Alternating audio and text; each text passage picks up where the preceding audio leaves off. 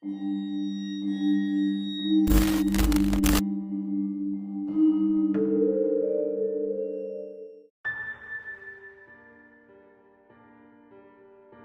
don Ramón pronunció la palabra ratero, la estructura entera del lugar pareció contraerse. Las paredes de yeso desconchado no devolvieron el eco de las risas grabadas. En su lugar, absorbió el sonido como si la materia misma estuviera fatigada. El chavo no miró a nadie a los ojos. Su mirada se fijó en la línea desgastada donde el suelo de concreto se unía con la base del barril, un punto donde la mugre se había acumulado durante años sin que nadie la limpiara. La Chilindrina dio un paso atrás, no por miedo al chavo, sino por una incomodidad repentina con el aire del patio. Olía a humedad vieja, a cañería tapada y a algo más pesado, similar al metal oxidado. Kiko permaneció junto a la puerta del número 14, sujetando su pelota con tanta fuerza que sus nudillos se tornaron blancos, pero sus ojos estaban completamente vacíos de la arrogancia habitual. Si quieres, te puedes quedar con la torta, murmuró Kiko, aunque la frase salió plana, sin el tono infantil acostumbrado. Nadie respondió. Doña Florinda salió al pasillo, pero no miró a don Ramón con el desprecio de siempre. Se limitó a ajustar su bata azul, con la mirada perdida hacia las escaleras que subían al patio trasero, donde las sombras ya comenzaban a alargarse a pesar de ser mediodía. El sol no iluminaba el centro del patio. La luz se filtraba a través de las nubes con un tono ceniza que despojaba de color a los ropa colgada en los tendederos. El chavo dio 3 pasos hacia el zaguán. Sus movimientos no tenían la prisa del que huye avergonzado, sino la pesadez de quien camina bajo el agua. Llevaba su bolsa de tela raída colgada del hombro, pero la bolsa no parecía contener objetos. Colgaba rígida, pesada, golpeando su pierna con un sonido sordo, similar al de una piedra dentro de un saco. «Esperen», dijo el señor Barriga desde la entrada. Acababa de llegar, pero no traía el maletín de cobro. Sus manos estaban vacías y su rostro lucía pálido, cubierto por una fina capa de sudor frío. «Faltan cosas en el departamento 8. No son los juguetes. Faltan las herramientas de Ramón y los marcos de las fotos de la pared». Don Ramón no protestó por sus herramientas. Se limitó a sacar un cigarrillo sin encenderlo, mirando fijamente la puerta del zaguán por donde el chavo estaba a punto de cruzar. Cuando la figura del chavo atravesó el portón hacia la calle, la vecindad pareció perder una dimensión. Las puertas parecían más estrechas, el techo sobre el pasillo parecía haber bajado unos centímetros. Don Ramón entró a su vivienda sin decir palabra y cerró la puerta de madera, pero el cerrojo no sonó. En su lugar, se escuchó un crujido sordo, como si la madera se hubiera podrido en un instante. La Chilindrina corrió hacia el barril. Se asomó con la intención de buscar alguna pista, una respuesta o simplemente para comprobar que el espacio estaba vacío. Al mirar dentro, no encontró las mantas viejas ni los listones que el chavo solía esconder. El fondo del barril no era de madera seca. Estaba cubierto por un lodo negro y viscoso que emanaba una corriente de aire helado. La niña ahogó un grito y retrocedió, tropezando con el triciclo desvencijado que yacía en una esquina. «Mamá, el barril no tiene fondo», dijo Kiko, señalando la estructura con un dedo tembloroso. Doña Florinda no lo escuchó. Estaba petrificada en el centro del patio, mirando las prendas de ropa colgadas. La ropa de don Ramón, sus camisetas negras y pantalones gastados, habían comenzado a destilar una sustancia oscura que goteaba sobre el piso, dejando manchas circulares que no se absorbían ni se secaban. En la calle, el ruido del tráfico se detuvo.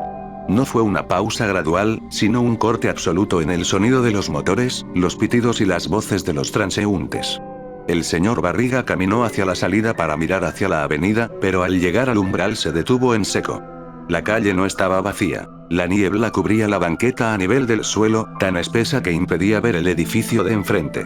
A lo lejos, se distinguía la silueta del chavo caminando de espaldas, pero su sombra no se proyectaba hacia adelante con la luz del día, sino que se extendía hacia atrás, alcanzando los pies del señor Barriga y enredándose en sus zapatos como un hilo de hollín. El casero intentó dar un paso atrás para regresar al interior, pero sus piernas no respondieron con la agilidad normal. Sentía el peso del aire congelando sus pulmones con cada respiración. A la mañana siguiente, no hubo luz de sol. El cielo sobre el patio de la vecindad permaneció en un crepúsculo permanente. Doña Clotilde salió del número 71 llevando una escoba, pero no intentó barrer las hojas secas. Caminó directamente hacia la puerta de don Ramón y tocó 3 veces. Los golpes sonaron secos, como si al otro lado no hubiera una habitación, sino un espacio hueco. Monchito, no debiste decirle eso, murmuró doña Clotilde con una voz que carecía de su tono agudo habitual. Su rostro parecía haber envejecido 10 años en una sola noche. Las arrugas alrededor de sus ojos eran grietas oscuras. La puerta del número 7 se abrió despacio. Don Ramón apareció en el umbral. No llevaba su gorra azul. Su cabello estaba gris y despeinado, y sus manos temblaban de manera incontrolable. Sobre la mesa de su sala, visible desde el patio, no estaba la plomada ni la plancha que creía perdidas. En su lugar, había una fila de objetos extraños. Trozos de tela húmeda, dientes de leche envueltos en papel periódico viejo y monedas antiguas cubiertas de verdín. Yo no me robé nada, dijo don Ramón con un hilo de voz, dirigiéndose al aire. Pero él tampoco se llevó el plomo. El plomo estaba debajo de la cama. Lo encontré hoy en la mañana. Estaba pegado al piso. Doña Florinda salió de su departamento llevando una taza de café, pero el líquido en el interior no echaba humo. Estaba congelado, con una fina capa de escarcha en la superficie. Miró a don Ramón con unos ojos hundidos en ojeras moradas. Kiko no quiere salir del closet, dijo ella sin alteración en el tono, como si reportara un hecho cotidiano. Dice que escucha a alguien masticar madera debajo de las tablas del suelo. Le dije que son las ratas, pero las ratas no cantan la canción del chavo. La Chilindrina se sentó en el escalón del número 8. Traía su muñeca sin brazos apretada contra el pecho. Empezó a tararear una melodía desafinada, pero cada vez que abría la boca, un vapor denso salía de sus labios, condensándose en el aire frío del patio. La sombra del barril, proyectada por la luz ceniza, no coincidía con la forma del cilindro de madera. Era más ancha, con bordes dentados que se movían lentamente por el suelo. El tercer día sin salir de la vecindad, las comunicaciones dejaron de funcionar. Ningún radio captaba señal, solo un estático continuo que variaba de tono cada vez que alguien caminaba cerca del lavadero central. El señor Barriga no había vuelto a su casa. Permanecía sentado en las escaleras del patio trasero, mirando fijamente la pared del fondo donde el yeso se estaba cayendo a pedazos, dejando al descubierto ladrillos negros que nadie recordaba haber visto antes. El contrato de este terreno no tiene fecha de inicio, dijo el señor Barriga a nadie en particular. Sus dedos trazaban las grietas de la pared. Lo heredé de mi padre, pero los registros de la propiedad están en blanco antes de 1970. No hay nombres, solo una nota que dice lugar de depósito. Kiko finalmente salió del departamento, pero ya no llevaba su traje de marinero. Vestía una pijama raída y sus mejillas infladas habían cedido, dejando un rostro afilado y pálido. Se acercó lentamente al lavadero y abrió la llave del agua. En lugar de líquido transparente, salió un chorro de agua lodosa mezclada con hilos de fibra vegetal, similar a la tela de los sacos viejos. El chavo dejó su bolsa, dijo Kiko, mirando el agua fluir hacia el drenaje. No se la llevó. Está detrás del lavadero. Don Ramón salió de su casa al oír esto. Caminó con torpeza hacia el espacio estrecho entre los lavaderos y la pared divisoria. Allí, cubierta de telarañas y moho, estaba la bolsa de tela del chavo. No estaba vacía. Don Ramón metió la mano temblorosa y sacó el primer objeto. Un par de zapatos de niño, exactamente iguales a los que Kiko llevaba puestos, pero desgastados por décadas de uso. Luego sacó un marco de foto roto que contenía la imagen de una mujer cuya cara había sido tachada con hollín. Esto no es de él, dijo don Ramón, dejando caer los objetos al suelo. Su voz sonaba rasposa, como si le faltara el aire. Esto estaba en el departamento antes de que cualquiera de nosotros rentara aquí. Un chasquido seco resonó desde la parte superior de la vecindad. Todos levantaron la vista hacia las escaleras que conducían a la azotea. La puerta de madera que siempre permanecía cerrada con candado estaba entreabierta, dejando ver un pasillo a oscuras que no debería existir según la arquitectura del edificio. Subir a la azotea nunca había tomado más de un puñado de escalones, pero esa tarde las escaleras parecían multiplicarse hacia arriba. Profesor Girafales llegó a la vecindad buscando una explicación al ausentismo de los niños en la escuela, pero al cruzar el zaguán, la puerta metálica se cerró detrás de él con un golpe sordo, deformando el marco y dejando la entrada sellada por completo. Llevaba su sombrero en la mano y el puro apagado entre los dedos. Caminó junto al grupo que se había congregado al pie de la azotea. Esto no tiene sentido pedagógico ni lógico, murmuró el profesor Girafales, aunque su voz carecía de la firmeza habitual de sus clases. Su mirada repasó a los presentes. La calle está bloqueada por una pared de neblina sólida. Intenté empujar mi automóvil a través de ella, pero el motor se apaga y el chasis empieza a crujir como si estuviera bajo una prensa. Doña Florinda se apeó a su brazo, un gesto mecánico sin afecto. Los dos miraron hacia la puerta superior. De la rendija bajaba un aire helado que traía consigo un olor a papel quemado y grasa rancia. Él no se fue a otra vecindad, dijo la Chilindrina desde el fondo del grupo. Estaba de pie sobre el brocal del lavadero, mirando la niebla que comenzaba a bajar por los escalones. Él nunca tuvo a dónde ir. Siempre estuvo en el tejado antes de que pusiéramos el barril. El profesor Girafales decidió subir.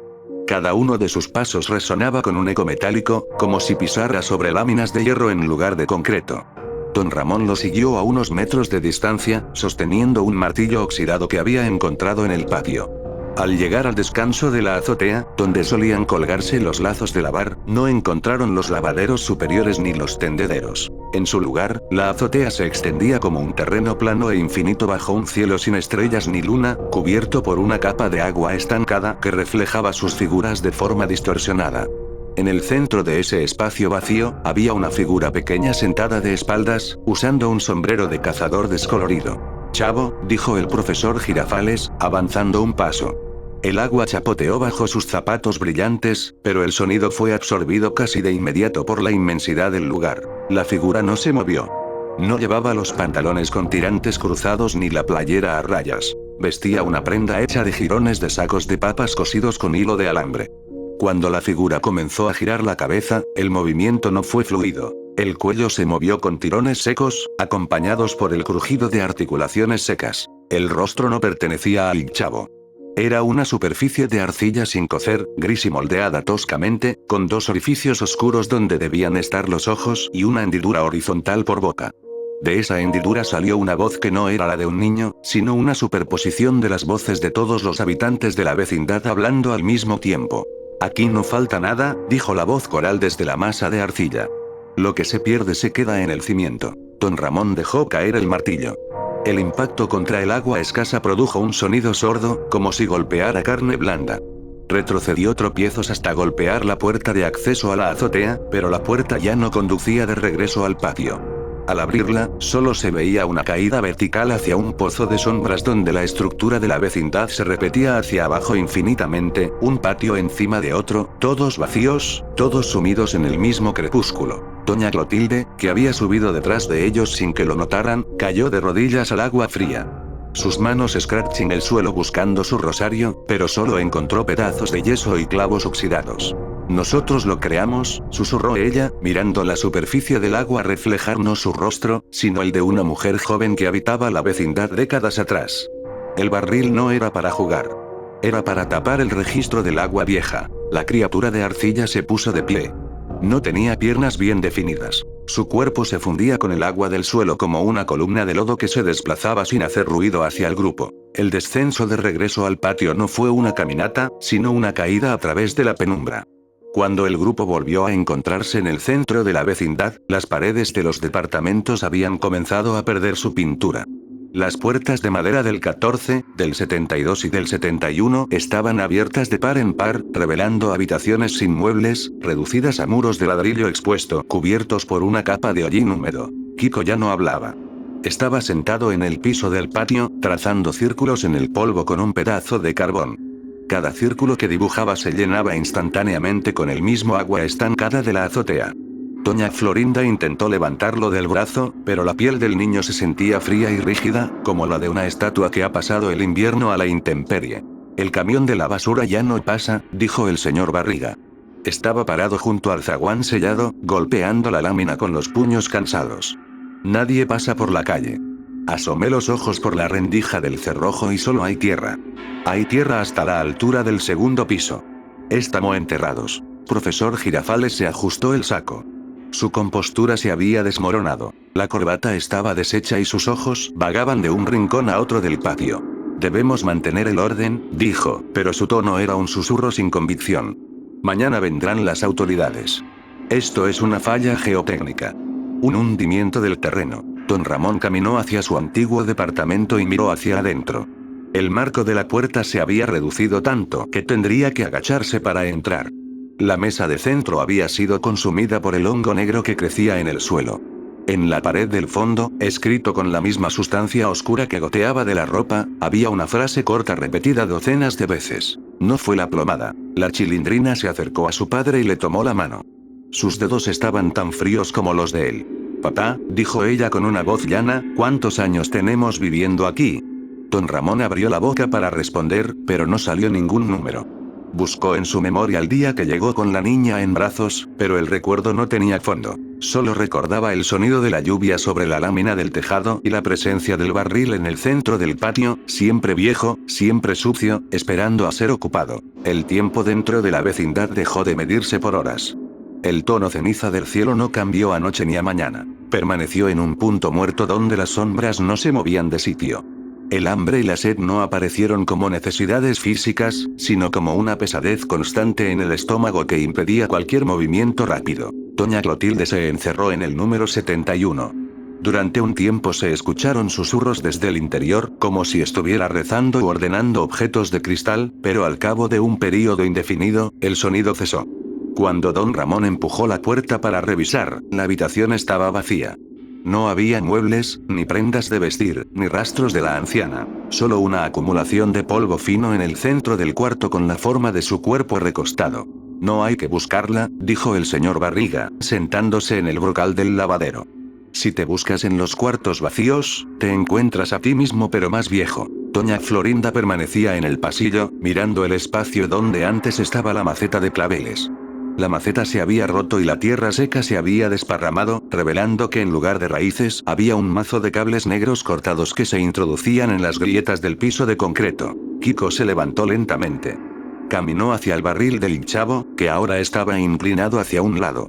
Se asomó al interior sin mostrar miedo.